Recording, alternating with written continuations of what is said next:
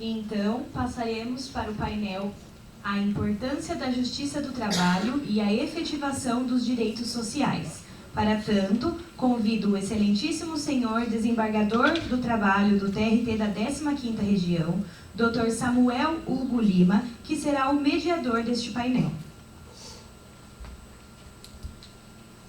Convido também a excelentíssima senhora Procuradora do Trabalho da PRT da 15ª Região, doutora Carolina Marzola Irata Zedes, e o excelentíssimo senhor Juiz do Trabalho do TRT da 15ª Região, doutor Maurício B. Arzotti de Souza, para comporem a mesa.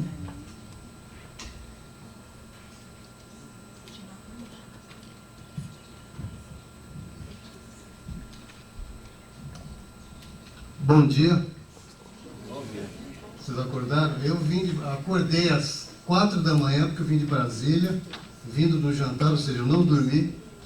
Eu acho que vocês estão com mais sono do que eu. Bom dia. Bom dia.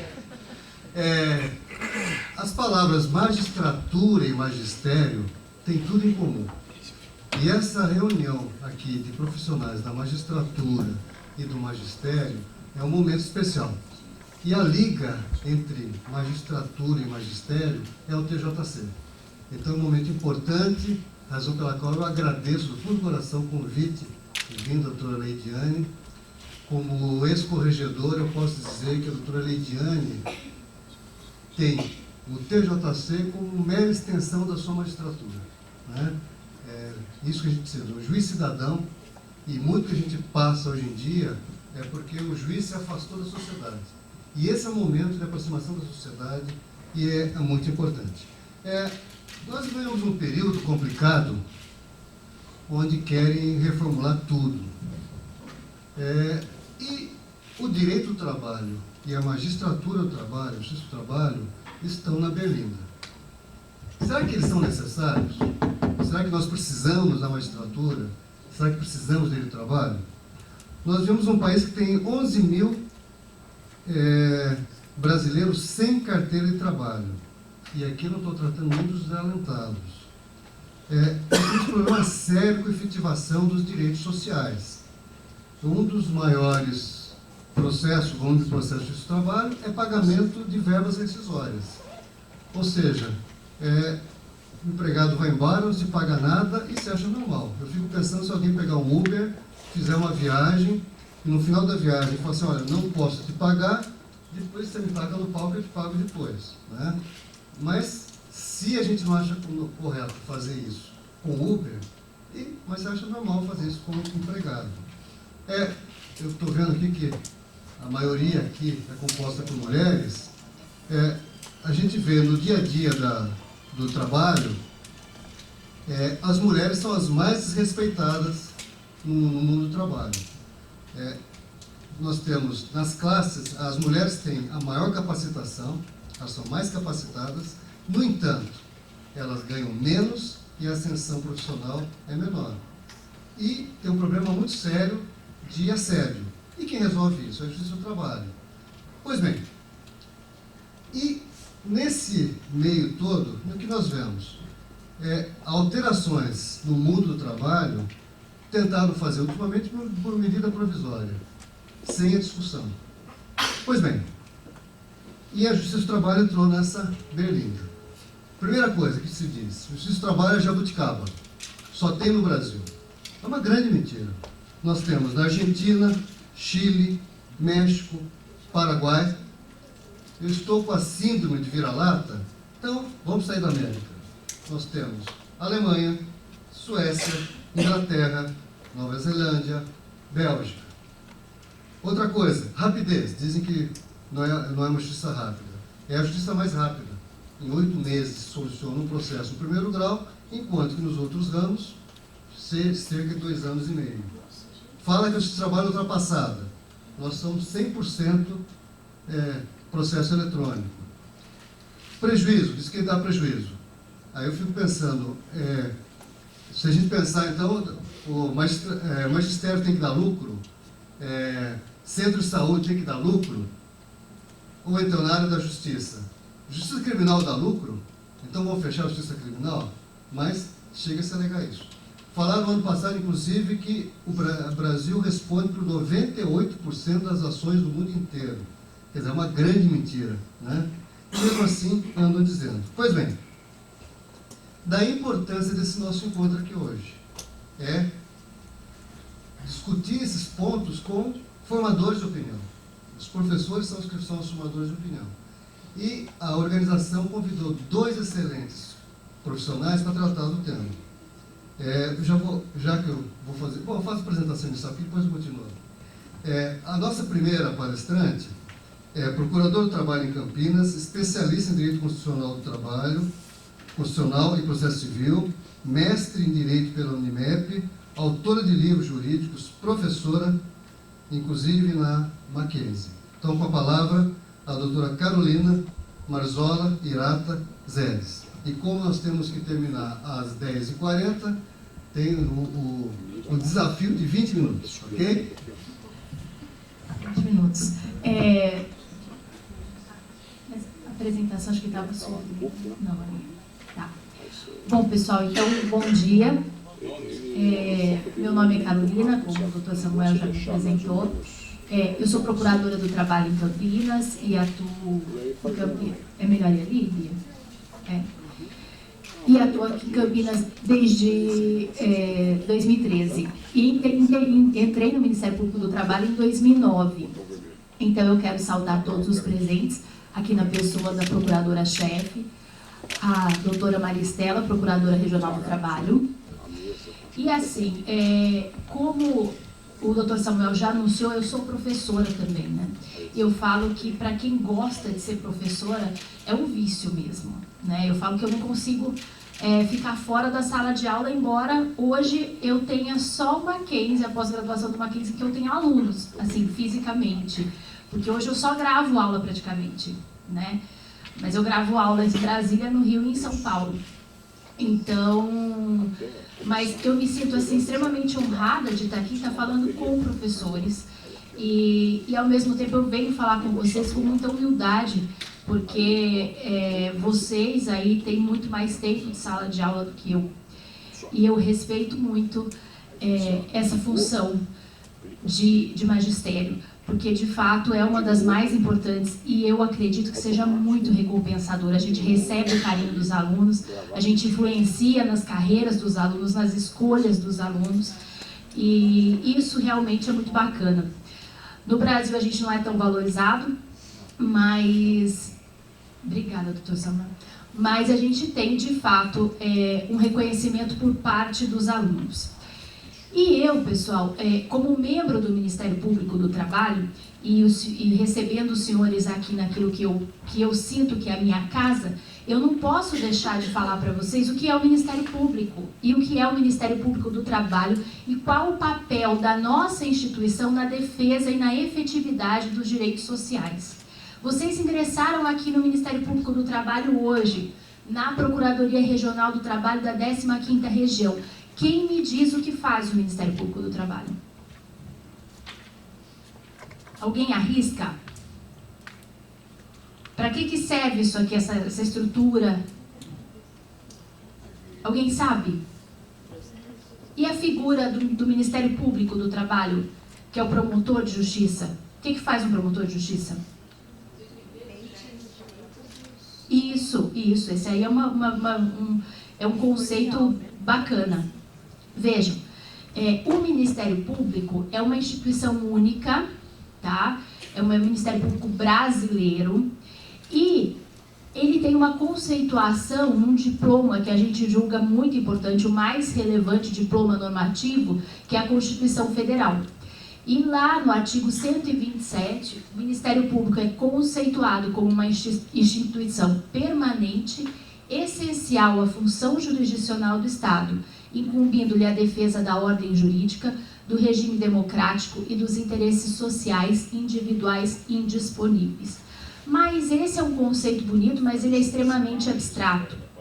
O Ministério Público, pessoal, ele tem, primeiro, uma função penal, que essa é a função mais conhecida de vocês, que é o acusador estatal.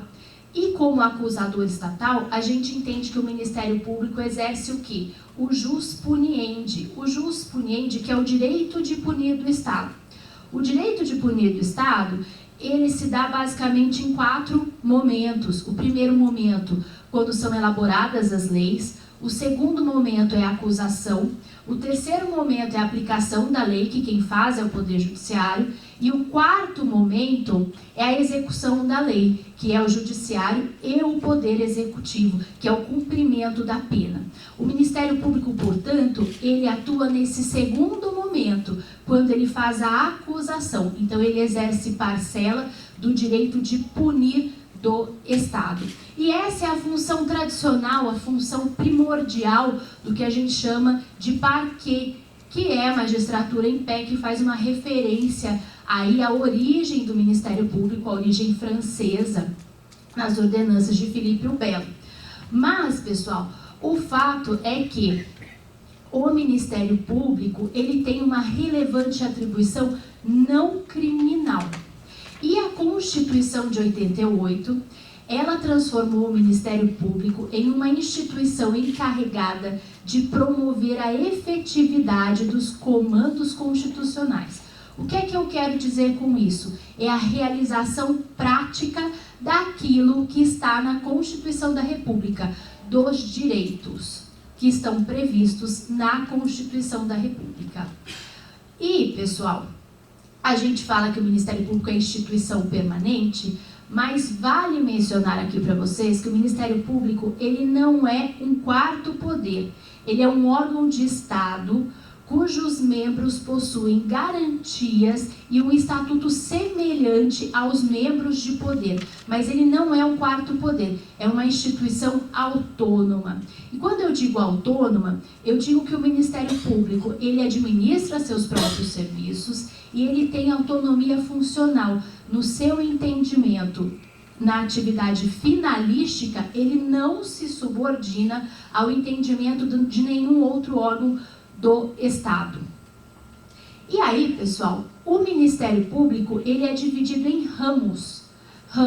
Nós temos o Ministério Público da União e o Ministério Público dos Estados. Então, aqui no estado de São Paulo, vocês têm o Ministério Público Estadual, o Ministério Público do Estado de São Paulo. E tem o Ministério Público da União. E o Ministério Público da União, ele se subdivide em 4 ramos. Eu esqueço um pouco de slide, viu, gente? Eu não sou muito de slide. O Ministério Público da União, ele se subdivide em 4 ramos, que são Ministério Público Federal, o MPF, Ministério Público do Trabalho, onde vocês estão aqui agora, ok? Ministério Público Militar e Ministério Público do Distrito Federal e Territórios, ok? O Ministério Público do Trabalho, de acordo com o artigo 83 caput da Lei Complementar 75 de 93, ele atua perante os órgãos da Justiça do Trabalho. Então agora vocês têm aí as premissas para concluir o que faz o Ministério Público do Trabalho. Ele atua como uma garantia institucional de efetividade dos direitos sociais trabalhistas, postulando junto à Justiça do Trabalho. E atua fundamentalmente quando existe lesão a direito individual indisponível e a direito coletivo, a direito de toda a coletividade. E aí, o Ministério Público brasileiro, ele é ímpar. Por quê? Porque ele é uma instituição dotada de tamanha autonomia e os seus membros de garantias e prerrogativas que a doutrina italiana, por exemplo, fala que o Ministério Público brasileiro, ele exerce o que a gente chama de princípio da acionabilidade. Ele é o responsável por romper a inércia do judiciário e provocar e instar o judiciário na prática a efetivar o direito. Pessoal, direito sem garantia de efetivação, sem garantia de efetividade, não passa de mera prescrição moral, não passa de mera recomendação. Por isso que a gente fala, e essa é uma lição do professor Marinoni, que o direito de ação cobre a multifuncionalidade dos direitos fundamentais. Ele atende às necessidades dos direitos fundamentais caso eles sejam desrespeitados. Os senhores, por exemplo, têm direito a descanso semanal remunerado. E se de repente o município de Campinas resolve não conceder, se os senhores não tiverem o direito de ação, vão cobrar onde? O que é que vai fazer? Vejam, a existência de um mecanismo de acionamento do Poder Judiciário é inerente, é decorrente da impossibilidade de realização de justiça privada. Vocês não podem, o município de Campinas não está me dando descanso semanal remunerado, eu vou lá e vou dar um tapa na cara do prefeito. Vocês podem fazer isso? Não pode. Então, o que é que acontece? Vocês vão ter que acionar o Poder Judiciário. E aí, pessoal, é importante que vocês tenham instituições que conheçam a realidade e que, além de conhecer a realidade, entendam essa realidade e sejam especializadas nesse assunto. Por quê? Porque a tutela jurisdicional, ela deve ser sempre efetiva. E como o doutor Samuel já pontuou, a Justiça do Trabalho é das mais efetivas. Olha, de acordo com o relatório da Justiça em Números do Conselho Nacional de Justiça de 2018, ano base de 2017, a Justiça do Trabalho, para efetivar uma sentença, então desde que você provoca o Poder Judiciário, entra com uma ação, até você receber aquele seu direito, a Justiça do Trabalho leva 4 anos e 5 meses. Vocês vão falar, nossa, mas é tempo demais. É tempo demais? É. A Justiça Federal leva 12 anos para fazer a mesma coisa. E a Justiça Comum Estadual, leva 8 anos e meio. E aí, qual justiça vocês preferem acionar? Tudo bem que vocês podem falar para mim, mas 4 anos e meio é tempo pra caramba. Eu concordo com vocês, é tempo pra caramba. Ainda existe um caminho a ser percorrido e, claro, muitas coisas que precisam ser melhoradas. Mas eu acredito que a Justiça do Trabalho esteja muito mais perto do ideal de um processo justo, de um processo célere, do que as demais justiças. E não sou eu que estou inventando isso são dados oficiais, né, que eu aprendi no meu mestrado, que a gente não pode pegar a informação indireta, a gente tem que pegar a informação direta. Informação direta, sempre que possível, é informação relativa a banco de dados oficial. E o CNJ, o Conselho Nacional de Justiça, é um órgão oficial. Portanto, não é a Carolina que está aqui falando para vocês que a Justiça do Trabalho é efetiva. Comparativamente, ela é uma justiça que entrega a prestação jurisdicional em 1/3 do tempo, tá? E notem, eu sempre falo o seguinte, que se culpa a Justiça do Trabalho por um acúmulo de processos e se culpa a Justiça em geral por um acúmulo de processos. Mas eu sempre devolvo isso para o Poder Executivo. Por quê? Pessoal, é o seguinte, a gente que está aqui no dia a dia, né, Estela, a gente vê o quanto a atividade, por exemplo, da Auditoria Fiscal do Trabalho, que é a fiscalização do trabalho, ela é efetiva. E eu vou explicar para vocês como é que funciona. O auditor fiscal, ele vai numa empresa de 500 empregados que não recolhe FGTS. Ele notifica a empresa para recolher o FGTS e fixa lá um prazo, sob pena de imposição de uma multa que é per capita. O que a empresa faz? A multa vai sair muito maior do que a obrigação principal, e o que ela faz? Ela recolhe. Com isso, quantas ações trabalhistas deixaram de chegar ao Poder Judiciário, cobrando FGTS? 500, tá? Então eu falo assim, se culpa a Justiça por uma crise numérica de processos. Tá, mas e o Estado? Será que o Estado está exercendo a sua função de órgão fiscalizador? Será que o Estado, ele exerce o enforcement que se espera? Quando a gente pega aqui no Tribunal Regional do Trabalho da 15ª Região, dos 10 maiores litigantes, 6 exercem atividades regulamentadas pelo Estado, que são bancos e empresas de telefonia. Vejam, se se o Estado cobrasse dessas empresas que exercem atividades regulamentadas posturas definitivas de resolução daquelas questões que se repetem no Poder Judiciário, será que a gente teria essa crise numérica de processos? Então, assim, quando a gente fala de crise do Poder Judiciário, a gente tem, na verdade, uma crise de Estado. E não... 10 minutos? Tá. E não sou só eu quem fala isso. Na verdade, a doutrina toda fala isso, chama atenção. Olha, geralmente a gente culpa o processo, a gente culpa a justiça por um descumprimento que é generalizado, mas que não é uma falta da justiça, que não é uma falta do processo. O problema não são as leis processuais. O problema é justamente a falta de fiscalização estatal. E aí, quase sempre, a gente pode, inclusive, se falar em uma culpa concorrente. Uma culpa concorrente tanto do causador do dano, evidentemente, e do Estado, que fica inerte no seu mistério, no seu dever de fiscalizar. E, pessoal, o que acontece? A gente tem países, por exemplo, como a Alemanha, que tem uma justiça do trabalho, mas não tem, por exemplo, processo coletivo, não tem um sistema completo de processo coletivo. Processo coletivo esse é a cargo, por exemplo, do Ministério Público do Trabalho. Por que não tem? Porque lá os órgãos fiscalizadores do Executivo funcionam. Então, você não precisa ter um processo coletivo, porque as questões não chegam a ser judicializadas, não chegam nesse estado. Elas são regularizadas, elas são contemporizadas antes, na esfera administrativa.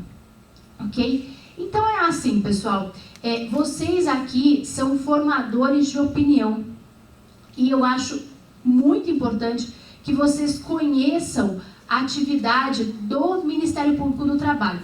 E eu vou aqui passar para vocês rapidamente o seguinte: o Ministério Público do Trabalho, ele faz uma atuação tanto judicial como extrajudicial. Quando eu falo extrajudicial, é fora do Poder Judiciário Trabalhista, o Ministério Público do Trabalho, extrajudicialmente. Mas tem uma atuação perante o Poder Judicial Trabalhista. E quando ele atua perante o Poder Judiciário Trabalhista, ele atua como órgão interveniente ou como órgão agente. Como órgão interveniente é parecer determinadas causas que, em razão da relevância do bem jurídico defendido, ou então da qualidade da parte, ou da abrangência social da lesão, da repercussão social da lesão, nessas causas é imperativa, é necessária, é imprescindível a intimação do Ministério Público do Trabalho para intervir e acompanhar a regularidade na tramitação daquele processo, ok? Essa é uma primeira atuação judicial de caráter interveniente. A gente fala interveniente porque o Ministério Público trabalha em uma ação em curso.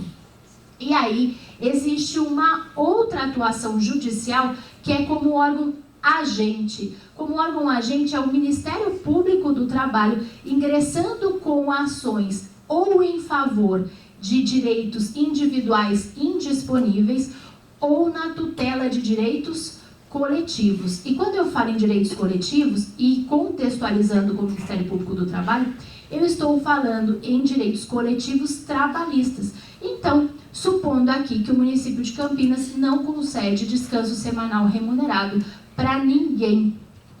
E aí, o Ministério Público do Trabalho faz o quê? Ingressa com uma ação civil pública em face do município de Campinas, pedindo... Vocês até me desculpem de usar como exemplo o município de Campinas, mas é porque é bom a gente falar mal de quem está no recinto, né? Porque vai falar mal de quem não está, fica chato. Então é melhor a gente falar mal de quem está no recinto, né? Eu gravo aula e tenho um diretor de estúdio, então eu sempre dou os meus exemplos e eu uso ele como empregador, porque eu falo, pelo menos você está aqui, você está vendo, né? Então é melhor assim. Então vamos supor que o município de Campinas não conceda descanso semanal remunerado para ninguém. O Ministério Público do Trabalho faz o quê? Ingressa com uma ação civil pública, requerendo que o município de Campinas seja condenado a conceder o descanso semanal remunerado, sob pena de multa. Ok? Essa é a atuação do Ministério Público, que a gente fala como órgão agente. Ele atua como parte, ele provoca, E é nessa atuação que eu falo para vocês que o Ministério Público do Trabalho, que a doutrina estrangeira identifica no Ministério Público o princípio da acionabilidade. É uma instituição voltada, instituição apta a romper a inércia do judiciário e provocar o Poder Judiciário a efetivamente implementar aqueles direitos sociais. Ok? E tem a atuação extrajudicial do Ministério Público. A atuação extrajudicial do Ministério Público, ela é quase sempre como órgão agente. O Ministério Público, e eu acho que isso é muito desconhecido, ele investiga. Então, quando chega aqui uma notícia de irregularidade, o que o Ministério Público faz é instaurar um instrumento de atuação extrajudicial que a gente chama de inquérito civil público, tá?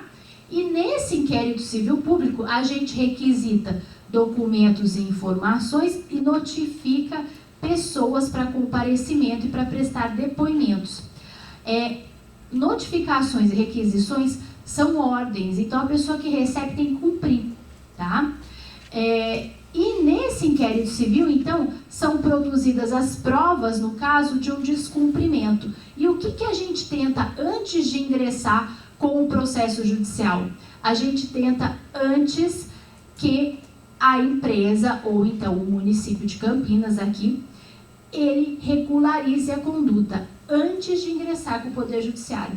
Pode haver, então, um ajustamento voluntário de conduta, mas pode acontecer também a assinatura de um termo de ajuste de conduta. Não sei se vocês já ouviram falar. É um TAC. Esse termo de ajuste de conduta é um compromisso no qual o interessado ele assume a obrigação de se adequar aos ditames legais sob pena de cominações. Esse conceito está lá no artigo 5º, parágrafo 5º da Lei 7347 de 85.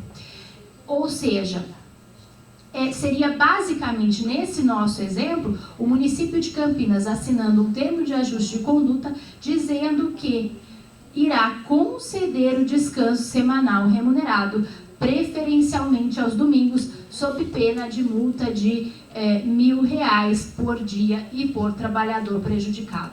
Tá? Só para vocês aí terem uma contextualização do que seria esse TAC. Ah, mas e se o município descumpre? O que é que eu faço? Vai lá e briga com o prefeito? É isso que funciona? Não. O que a gente faz? Aí sim a gente vai para o Poder Judiciário. O município descumpriu, aí o caminho natural é novamente acionar o Poder Judiciário para garantir que aquele direito seja efetivo. Notem, portanto, que o Poder Judiciário, gente, nada mais é do que um direito nosso. A instituição em si nada mais é do que um direito meu, seu, dos seus alunos, dos nossos alunos, de terem uma garantia, de terem para onde correr quando os nossos direitos são desrespeitados. E por que a gente tem que lutar pela justiça do trabalho? Porque hoje ela é a justiça mais efetiva que a gente tem. Por que querem acabar com a justiça do trabalho? Algumas pessoas querem acabar com a justiça do trabalho.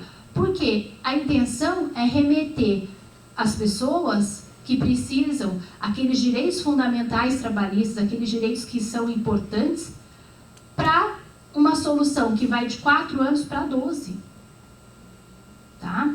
Então, pensem, para a gente, enquanto cidadão que trabalha, e também aqui todo mundo que tem uma formação jurídica já ouviu dizer que se fala que... Considerações finais. Se fala o seguinte... que a justiça comum é a justiça comum estadual. Mas a justiça comum não é a justiça comum estadual, porque o direito penal é para quem comete crime, o direito civil é para quem tem patrimônio, mas o direito do trabalho sim que é o direito comum, que é o direito ordinário, porque quase todos nós aqui fazemos o quê? Trabalhamos. Tá? Então a gente tem que lutar pela justiça do trabalho, porque a justiça do trabalho é nosso patrimônio. Assim como o nosso direito de descanso semanal remunerado, de salário, de férias, é nosso patrimônio também uma justiça e um Ministério Público que atuem concretamente para quando esses direitos forem violados. Porque sem a Justiça do Trabalho e sem o Ministério Público, como que vai ficar? Para onde é que a gente vai correr? Esses direitos vão ser o quê? Vão ser meras prescrições morais. Mas a gente precisa, de fato, ter essa noção de que essas instituições são nossas, estão no nosso patrimônio jurídico. Não é só o direito a férias, a descanso semanal remunerado, não. A gente precisa de instituição que garanta.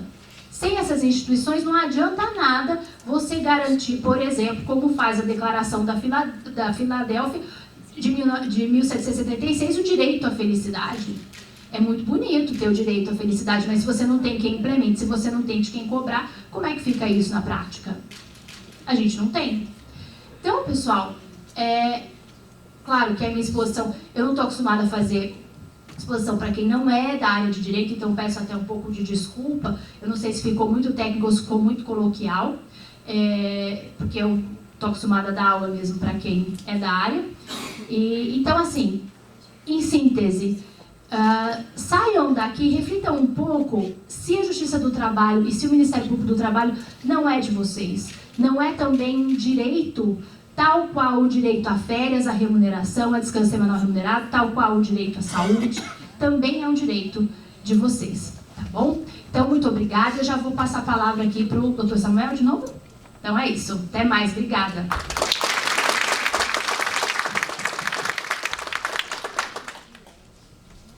Muito obrigado, doutora.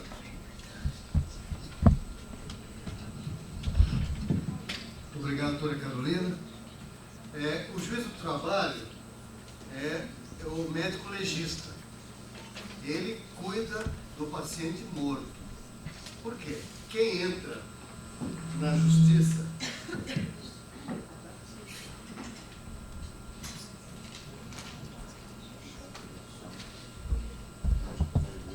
e porque ele é o legista, o médico legista. Quem entra na justiça do trabalho é o ex-empregado. Ou seja, o problema já acabou. O Ministério Público, ele é um médico preventivo, faz medicina preventiva. Daí a importância do Ministério Público do Trabalho. E aproveitando que eu estou aqui na casa Procuradoria 15ª, é uma das procuradorias mais atuantes e mais corajosas. É essa procuradoria aqui que teve a coragem de, há 20 anos, entrar com uma ação contra a Shell BASF, pedindo que fosse dado tratamento para os ex-empregados, os parentes, e ter essa uma promoção corajosa. Na época era uma loucura, hoje é uma ação padrão, estudo de caso. Agora vejam, querem acabar com a Justiça do Trabalho, querem acabar com o Ministério Público do Trabalho e já conseguiram enfraquecer o Ministério do Trabalho.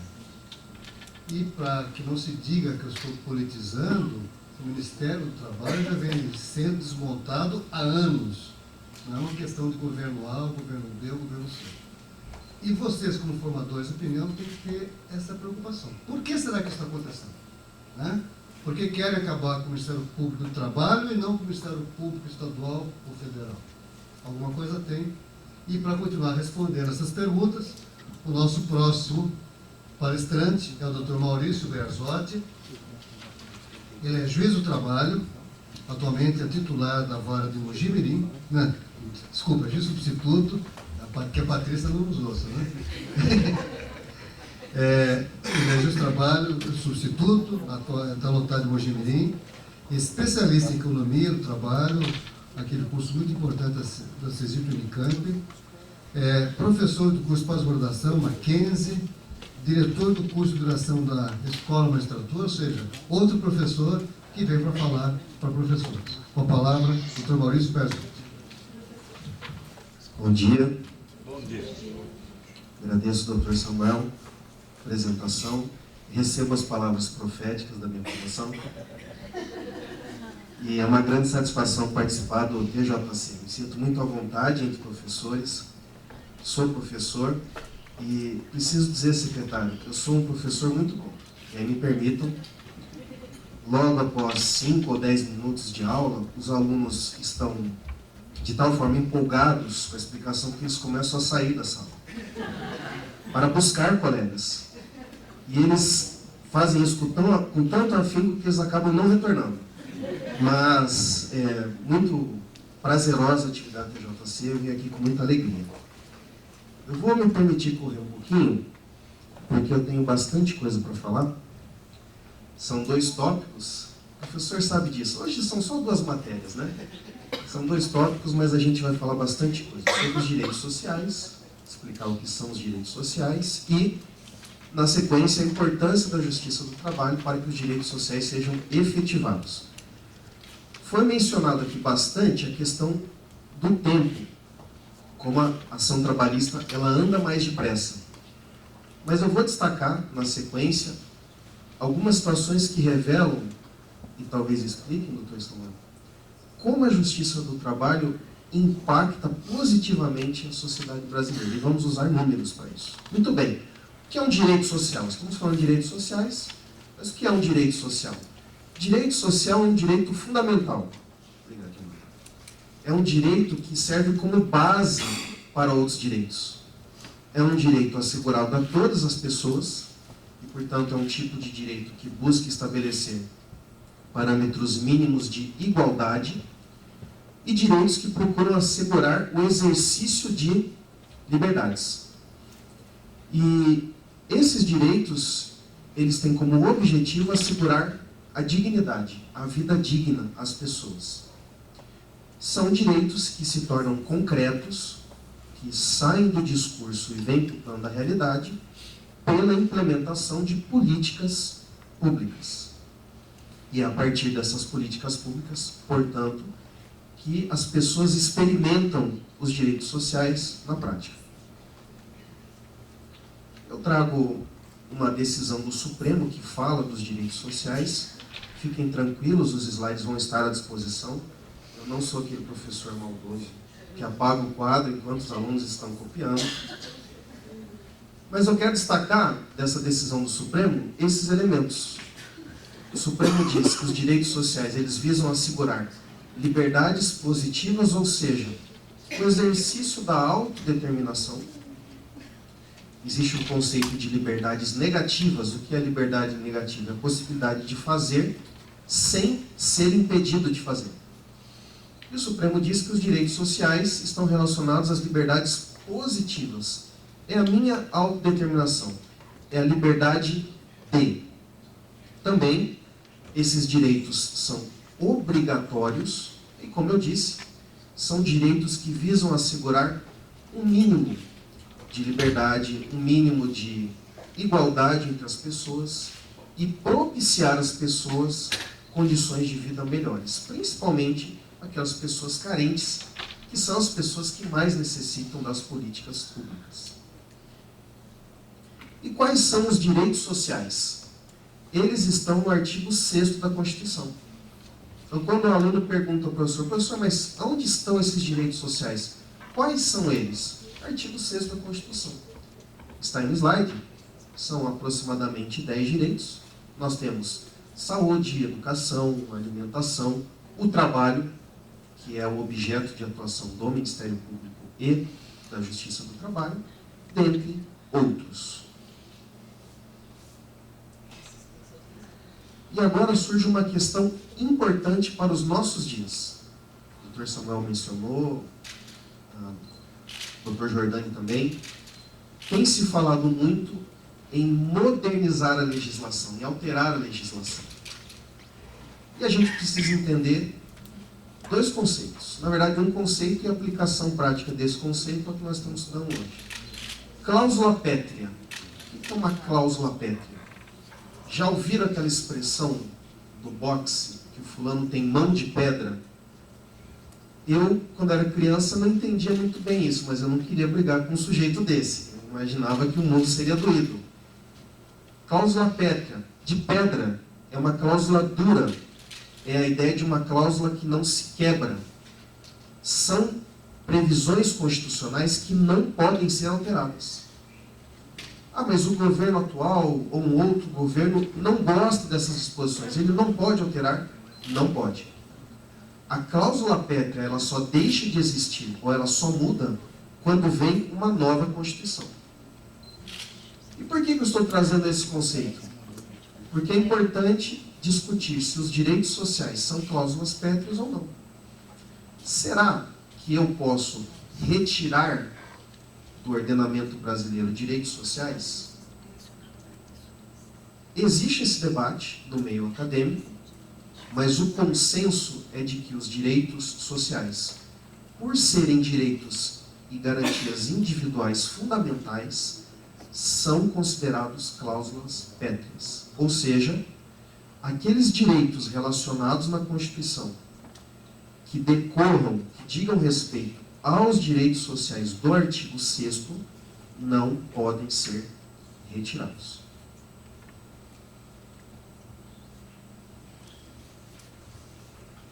O tema do painel diz respeito à efetividade dos direitos sociais, mas afinal de contas, o que significa essa palavra efetividade? E para o direito, a gente gosta de diferenciar dois conceitos: os conceitos de eficácia e os conceitos de efetividade.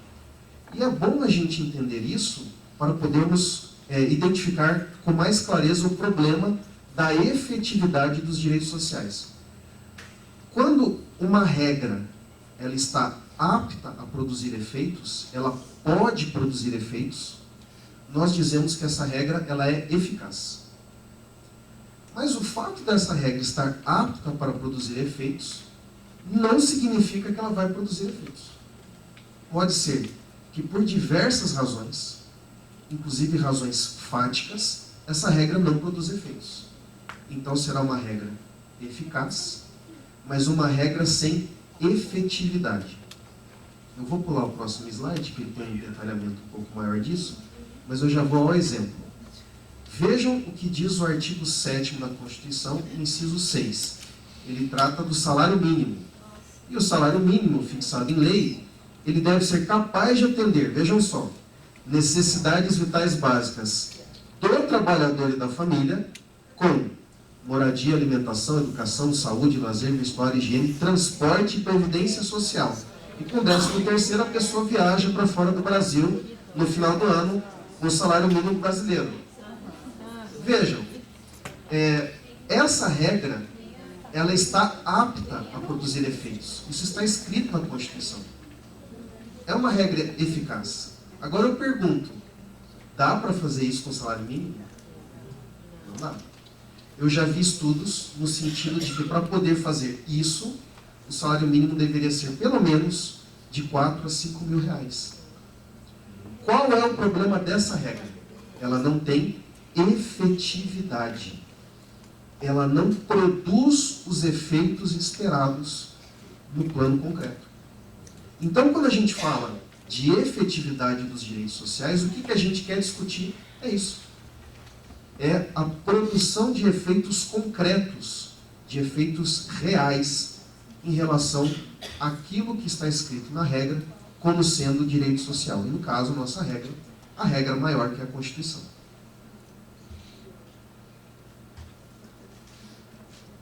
O problema da efetividade, ele pode ser abordado sob diversas perspectivas. Por que falta efetividade às regras? Eu vou mencionar apenas algumas situações.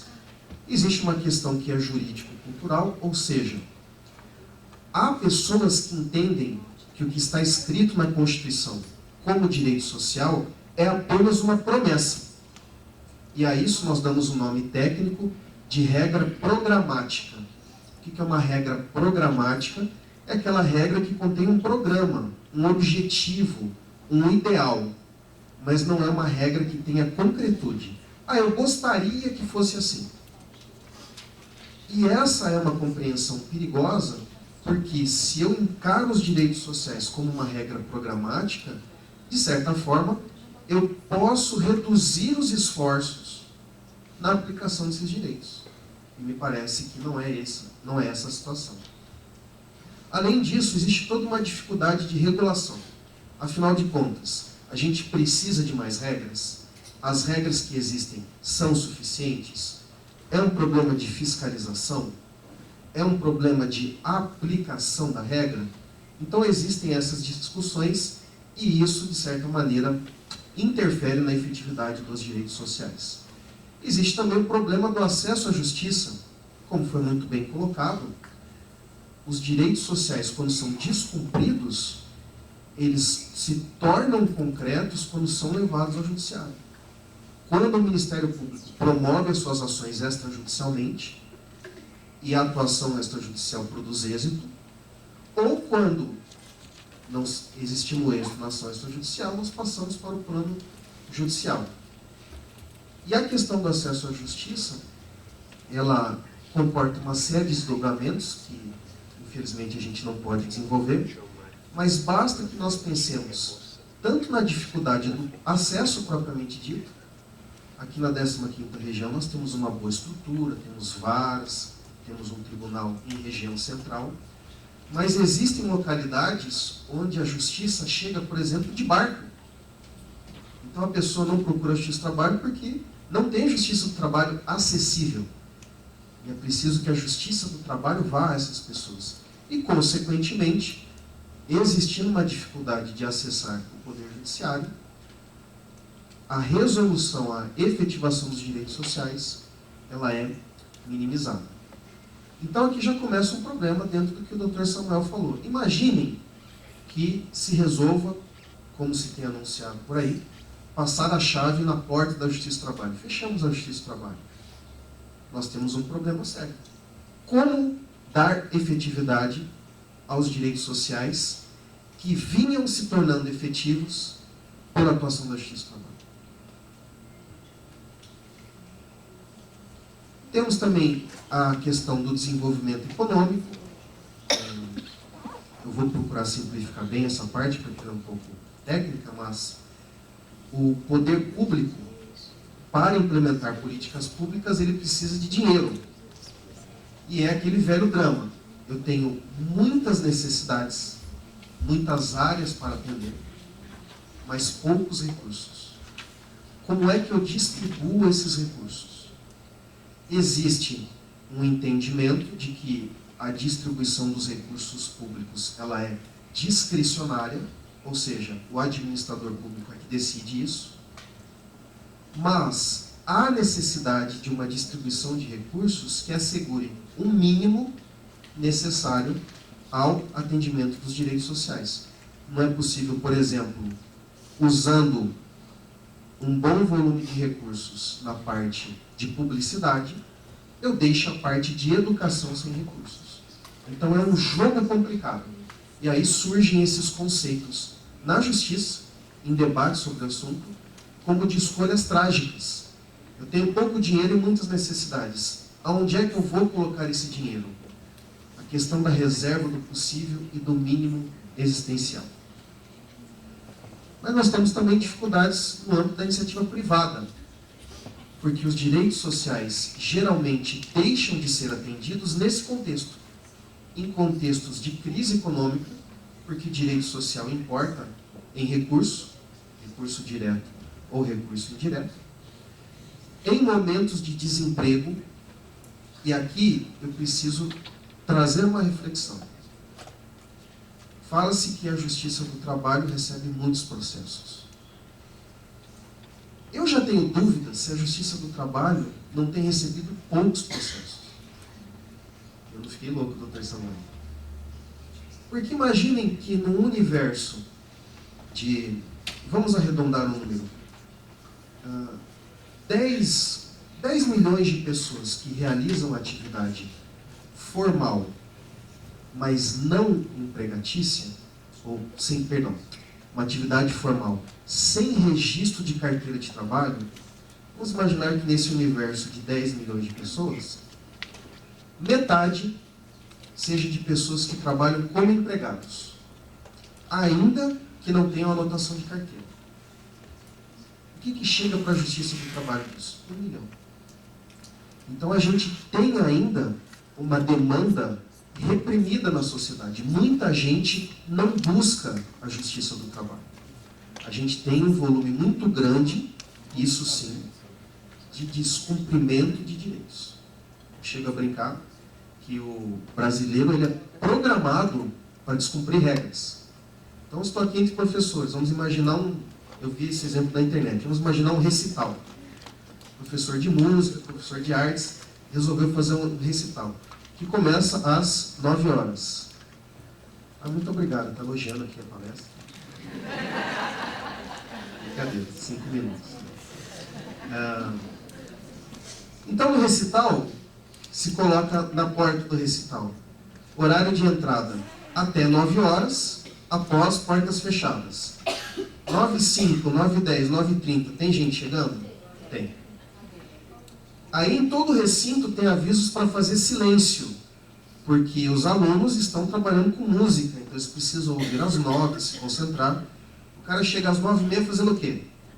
Não, estou entrando aqui no recital, daqui a pouco eu te ligo, tá? Ah, não, mas é rapidinho, então vamos resolver. Então nós temos essa cultura generalizada de descumprimento de regras, e isso diz respeito diretamente aos direitos sociais. Bom, como é que fica, ou qual é o papel da Justiça do Trabalho na atuação dos direitos sociais? A Justiça do Trabalho é o órgão que vai receber os pedidos de entidade como o Ministério Público ou das pessoas, e vai apreciar os casos concretos e determinar o cumprimento de direitos quando constatar que eles foram descumpridos. E mais, em muitas situações onde não há clareza na lei, a Justiça do Trabalho vai atuar na integração daquilo que a gente chama de lacunas, nos espaços vazios da lei. E dessa forma, ela vai promover a efetivação dos direitos sociais. E aqui merece destaque o papel das outras funções essenciais da Justiça, o Ministério Público e a Advocacia, porque é através da ação dessas funções essenciais que a Justiça do Trabalho, sendo provocada, ela atua. Eu vou pular parte do processo e agora eu peço que se arrumem na cadeira, porque eu vou mostrar para vocês o que é que se quer retirar do Brasil. Não se quer retirar algo de juízes, quer-se retirar algo do Brasil. A Justiça do Trabalho dá prejuízo, doutor Samuel? Eu não sei se essa é uma abordagem apropriada, mas uma coisa eu sei: a Justiça do Trabalho arrecada dinheiro para os cofres públicos. Mas arrecada muito dinheiro, pouco dinheiro? Disse a doutora Carolina, vamos aos dados oficiais, extraídos do site do TST. 2017, então a gente tem ali uma tabela. Custas é a taxa que é paga pelo trâmite do processo. Emolumento é uma outra taxa que é paga normalmente para obtenção de documentos, certidões. INSS, que são as contribuições sociais recolhidas em razão dos processos trabalhistas, das condenações, e IR, Imposto de Renda, além das multas aplicadas à Justiça do Trabalho. Então, tudo isso são recursos que a Justiça do Trabalho arrecada e eles são revertidos aos cofres públicos. Vamos ver se é muito ou pouco dinheiro. No ano de 2017, eu não estou conseguindo ver daqui muito, mas 3,5 bilhões de reais. Mas o Brasil está muito bem. O Brasil está com a economia pujante. Podemos deixar esses 3 bilhões para lá. Vamos fechar a Justiça do Trabalho. Não vai fazer falta aos cofres públicos 3,5 bilhões de reais. Mas não é só isso. Vamos ver agora o que a Justiça do Trabalho movimenta. A Justiça do Trabalho é um dos mecanismos mais eficientes de circulação de riqueza. E veja, eu não estou falando que a Justiça do Trabalho existe para tirar dinheiro de um e dar para outro. Não é isso. Mas, averiguando casos em que está provado o descumprimento do direito, a Justiça do Trabalho manda que esse direito seja cumprido. E isso gera uma movimentação. Então vejam a tabela.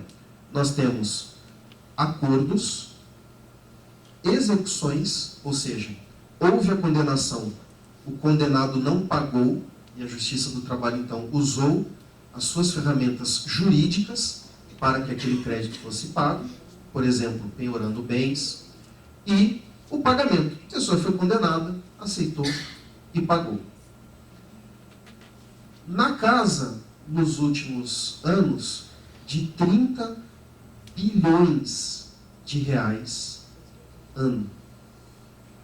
Nós estamos falando, nos últimos 3 anos, claro que 2019, os dados ainda não estão encerrados, eu não me recordo se essa estatística ela fechou em abril ou junho, a de 2019, mas bastante provável numa projeção que chegue a casa dos 30 e poucos bilhões. Nós estamos falando em 3 anos de 100 bilhões de reais que a Justiça do Trabalho fez circular.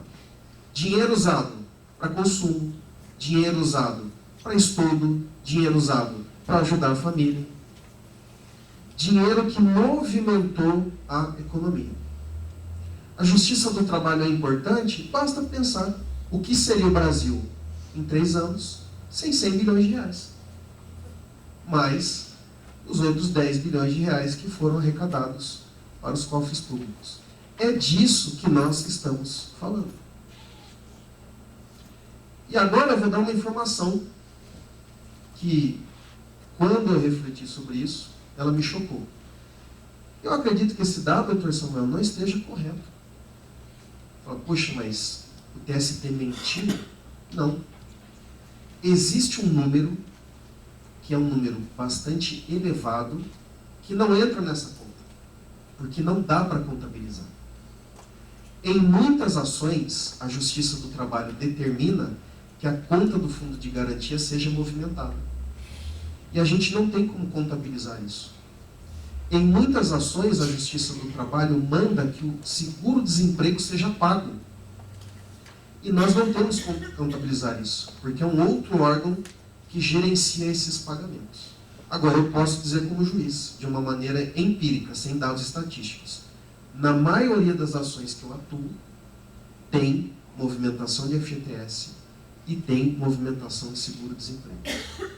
Vejam como esse dinheiro é importante para a existência digna das pessoas. Para concluir, antes que venha a plaquinha aqui, pare de falar, mas para concluir, estamos também nos aproximando do coffee break,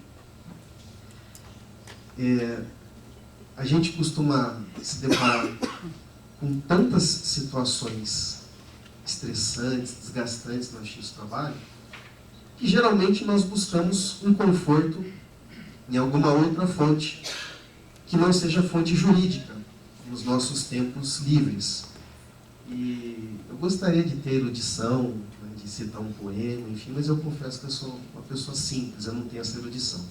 Eu quero encerrar fazendo uma rápida referência a uma passagem bíblica, que é de Lucas, capítulo 10, versículos 25 a 37, que tratam de uma parábola bastante conhecida, que é a parábola do bom samaritano. E muito rapidamente, a parábola diz mais ou menos o seguinte: um homem da lei, diz a Bíblia, ou seja, um estudioso da lei, perguntou para Jesus: como eu ganho a vida eterna? Aí Jesus devolveu a pergunta para ele: quando você olha para a lei, o que você lê? Ah, eu leio que eu devo amar a Deus e amar ao próximo. Jesus diz para ele: faça isso. E aí esse homem então se sente incomodado, porque talvez ele fosse um mero aplicador de leis. E aí ele diz para Jesus: mas quem é meu próximo? E aí Jesus então traz a parábola. Jesus diz: um judeu foi assaltado, foi agredido e foi deixado na beira do caminho, ferido, com a roupa rasgada, enfim. Vem um líder religioso, vê aquilo, passa ao largo. Vem um levita. Levita eram as pessoas que cuidavam do templo, os músicos, enfim. Vê aquilo, passa ao largo. Então vem um samaritano, que era um grupo de pessoas que não se relacionava bem com os judeus. Esse samaritano vê aquela pessoa ferida, se comove com a situação dela, estende a sua mão, atende essa pessoa, cuida dos seus ferimentos e ainda dá o dinheiro que essa pessoa precisa para que ela seja cuidada, para que ela permaneça hospedada, enfim.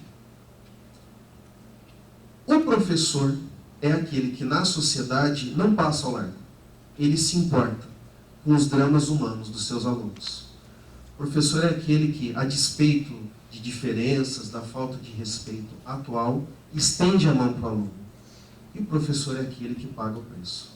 E aqui, doutor Samuel, como foi bem dito, magistratura e magistério têm a sua identidade. Porque a justiça do trabalho é aquela que não passa ao largo dos dramas humanos.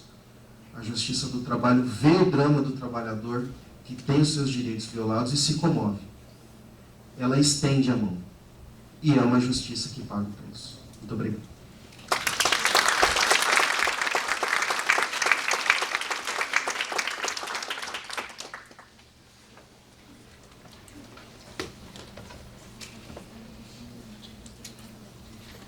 Obrigado, Dr. Berzotti. Dr. Berzotti falou das cláusulas pétreas. As cláusulas são pétreas, mas a marreta está forte. E quem ajuda a eleger a marreta somos nós, né? E vocês, como professores, têm essa função primordial, que é de influenciar, a escolher a marreta. E nós é que vamos escolher. Dependendo da marreta, não podemos depois reclamar que a cláusula pétrea virou migalha. Com essas palavras e saudando a nossa querida vice-presidente judicial, minha amiga Tereza, eu encerro esse painel e devolvo a palavra à mestra Lívia. Convido agora a doutora Leidiane de Paula Santos Della Roca para entregar os certificados aos participantes do painel A Importância da Justiça do Trabalho e a Efetivação dos Direitos Sociais.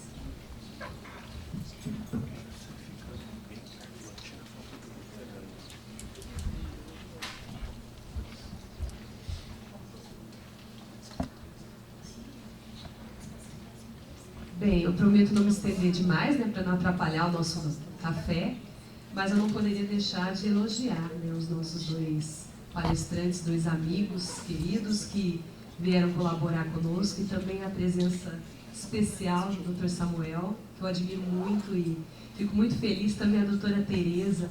São dois desembargadores que eu admiro desde a época do concurso em que eu estudava e que eu agradeço. Me sinto até emocionada de tê-los aqui no nosso evento. Muito obrigada, acredito que aprendemos muito. E eu peço reflexão aos professores, né? Vamos refletir e não nos deixar enganar com as fake news, né, tão comuns hoje em dia, né? Hoje todos sabem de tudo e, na verdade, não sabem de nada. Então, nós temos que ter fundamentos para poder discutir e também para poder debater. Tá? Obrigada.